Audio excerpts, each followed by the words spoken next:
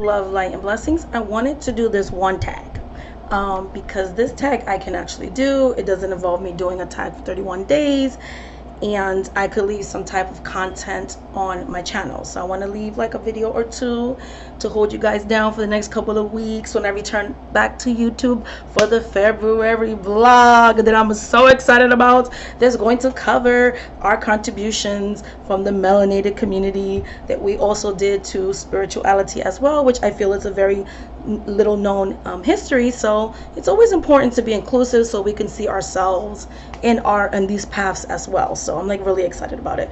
Those are going to be every day, so it's going to be like 28 videos. So I'm going to start recording them now. So if you don't see content from me, it's because I'm getting ready for February, because I'm like super excited. Black History Month, that excites me. So anyway, so I'm going to do this quick tag, and it's called Top 1 Tarot, Your Favorite Deck. And there are questions here, 9 questions to answer as far as this deck, and this is your top deck. So I have various versions of this deck, but this is the one on hand, and it is the Rider-Waite Smith deck. Okay, it's my deck. I do have a soul connection with the Wheel of the Year, but if there's only one deck that I could have or something, this is it. This is my top of all. This is the one I use the most, the one I have the most connection to, and things of that nature. So first question, how did I find this deck? How did I find the Rider-Waite Smith in general? When I was 25 years old. So I grew up in a family that they did either no tools, so that's how I was trained and raised, reading waters, reading the elements, reading fire, and purely channeling through the spirits, or also using cartomancy, so regular playing cards without illustrations, without pictures, or the Spanish playing cards. That culturally is what my family, my Puerto Rican side, the playing cards, my Haitian side, the playing cards. Okay, so the Spanish playing cards for the Puerto Rican side, the Haitian side, like I said, the playing cards. It wasn't until I was 25 that I discovered tarot through my mom paid for me to get a reading. At that time I was going through like a crossroads and a transition. The reading was good, and I noticed the deck. It was like, oh, it has pictures, but I didn't know the name of the deck. Fast forward to when I was around in my 30s and I went to another psychic. She also had a Rider-Waite Smith deck. Like I said, I never heard of it. In my family we did not use that. I got other decks that were clones, and then finally came into the Rider-Waite Smith deck and instantly had a connection once I got over the devil card. For some reason that card really scared me, because I was like, is this satanic? Coming from a Christian background, which in my spirituality I have no issues about Christianity at all, because I do work with saints and things like that, and the cross and all that kind of stuff. So but it's just the devil card itself kind of scared me and freaked me out. But that's how I came to discover the Rider-Waite Smith and the Rider-Waite Smith system. It was to getting a professional reading, and this was before I started reading professionally for others, which I've been doing for 7, almost 8 years now. Number 2, what is it that you love about this deck? What I love about this deck is Pamela Coleman Smith's artwork, and then finding out that she's of mixed heritage and she has a Caribbean descendancy makes it even more exciting for me, because I'm an islander myself. I'm a mixed race person myself, so I have this unspoken connection to Pamela Coleman Smith, and I guess that kind of comes out in the deck, because I do read, yes, I know the meanings and academic and everything, but I'm a psychic person, and I'm also a psychic medium, so I can channel my ancestral and familial spirits, and they are the ones that give the messages because they have that connection with the other side. So I have a very easy connection and communications with the spirit world, and so I feel like because of my history, my spirits are very connected to cartomancy and the Rider-Waite Smith, particularly Pamela Coleman Smith's work. I've dreamed of this deck, and things like that. So that's why I love it. I have a very deep spiritual connection through it, through the family members that read and channel through me in my professional readings that I do for clients. Number 3, if you needed to name the deck in a few words, what would it be? This deck will be named My Soul. This deck would be named My Soul, like, or My Foundation. It is the foundation of everything for me. It is what every other modern deck is based on. So I feel like this deck has soul. Pamela Coleman Smith never got rich off her artwork. She was a struggling artist to the day she passed away. And it's amazing that if she could see, which I feel that she can, how this deck has been the starting point to so many people on their tarot journey, how so many books are based on it. I feel like Rider-Waite-Smith is the foundation, is where everything began. You know what I mean? It's where everything began. So you can even say the alpha. This is the alpha and the omega. This is where it starts and where it ends. You know what I'm saying? This is the be-all deck. So this is the deck that's everything. You know what I mean? It's everything. So that will be the names I will give it. Do you have a primary use for it? Yes, I use it for everything. I use it for my readings for myself, readings for my clients, spell work, spell casting, you name it, I use it for that, and things of that nature. Wand card pulls. I mean, I can use this deck for whatever I want. It just reads well for me. I have such a soul connection to it, so it's used for everything. Anything that has to do with readings, especially professional readings, that's what these decks are for. And I work specifically with 6 different versions of it for professional readings. Even though you love it, no deck is perfect, so what could be different? Well, I wish that Pamela Coleman Smith would have actually been able to make money off her artwork. And at the time that these were drawn, it was the early 1900s. There wasn't diversity.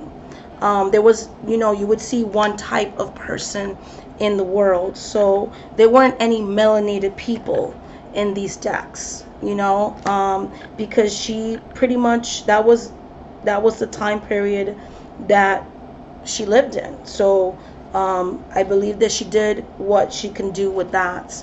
And I always say, when it comes to classical decks like the Marseille, the Rider-Waite-Smith, and decks that predate a certain time period, I can understand its lack of diversity. What I don't understand is decks that are made in 2019 and 2000 and are being made in 2020 that only shows one perspective and fails to be inclusive, because the world is made up of many different types of people and many different lifestyles. So this, as much as I would like it to have more diversity, I understand what this deck was for its time. It still doesn't take away from the connection I have with it. And it's an exception to the rule that I have, that I really don't purchase decks anymore that are not inclusive. Okay? This is an exception to that, because I feel, like I said, this deck predates inclusion. If you look at the time period this deck was made, we weren't even seen as people, and there was segregation, and in some places sharecropping, and things like that. So people were just getting out of slavery. So things were different then. So this is why I can accept that from this deck, and I don't hold this deck to the same standard as I would a modern deck. Okay, what would you say to someone who just got this deck? What I would say is, this is a good studying deck. I feel this deck is so underestimated. So many people criticize, oh, it's my art style. This is the 1900s. They did not have accessibility to collage and modern technology. She did what she could with the art at the time period. So I don't judge this deck to the same standards when it comes to artwork as I would a modern deck. You know what I mean? It's a beautiful deck for its time, even though art is timeless. And I like the artwork, and I feel like this deck is like put down a lot by people, which is fine. You have your own opinions, and that's fine, but I love it. You know what I mean? So, and I will always come to the defense of Rider-Waite-Smith. I feel like it's a beautiful deck for its time period, but I also feel like it's also timeless. Like I can read any type of person with this deck, because I'm not looking at the faces or the skin color. I'm connecting with her. I'm connecting with my ancestors, and I don't know how to explain it. Like, it supersedes all that for me, because at least a person of color made the deck, you know, drew it and everything like that. So I think it's a good place to start. But I don't like when they say beginner's deck, because if this is the only deck you ever use, that doesn't make you less of a better reader than anybody else, because it's not about the tools, it's about the connection that someone has with their tools. Okay. Do I keep it in a special place? Yes, I do. I keep it in its tarot bag, which I don't know what I did with it just now. It has its own pouch. Hold on. So I keep it in its own pouch. It's gold inside, and it has beautiful burgundy color in the outside. Okay, so I do keep it in a special place, and it's one of the 6 decks that I rotate, and they're all Rider-Waite Smith clones, or Rider-Waite Smith itself, with different colorations and versions. So because this year is all about this, like this is the deck that's speaking to me the most this year. So yes, I do keep it in a special place. Do I read with it with others? Yes, because most of my readings are professional readings, so I'm always constantly reading with this deck for others, and things of that nature. And so going through this deck, what points out to me the most,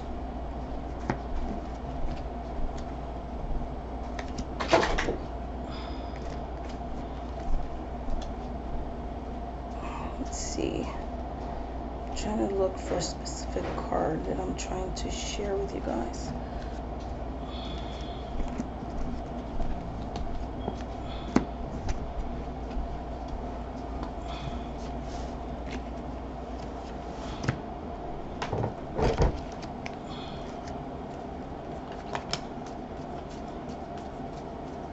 So I'm going through it.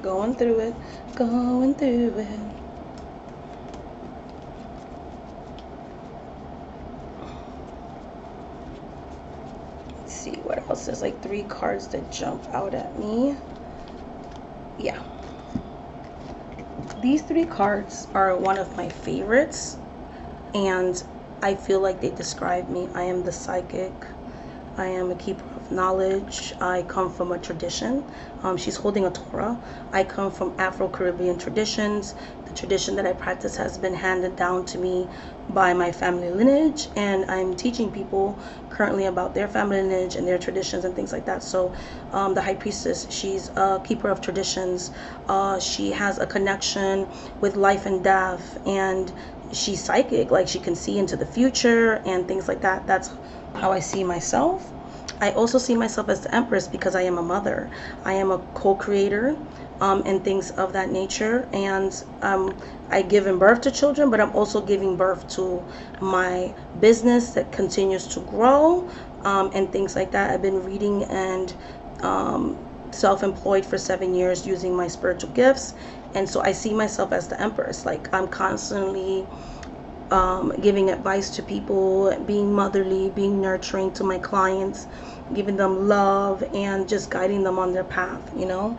And the last one is the Nine of Pentacles, which I work from home, and she's somebody who loves her home and she's building. You know, me working from home is how I sustain my family, and things like that. And she's a businesswoman, and she's someone who tries to keep her own home in order, and that's me.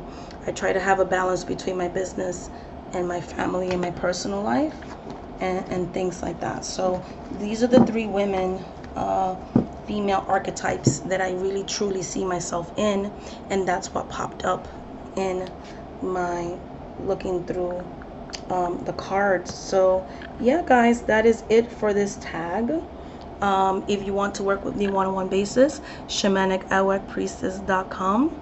Thank you so much for watching this video, guys, and until the next video, cannot wait till February of 2020. Bye, guys. Talk to you all later. Bye.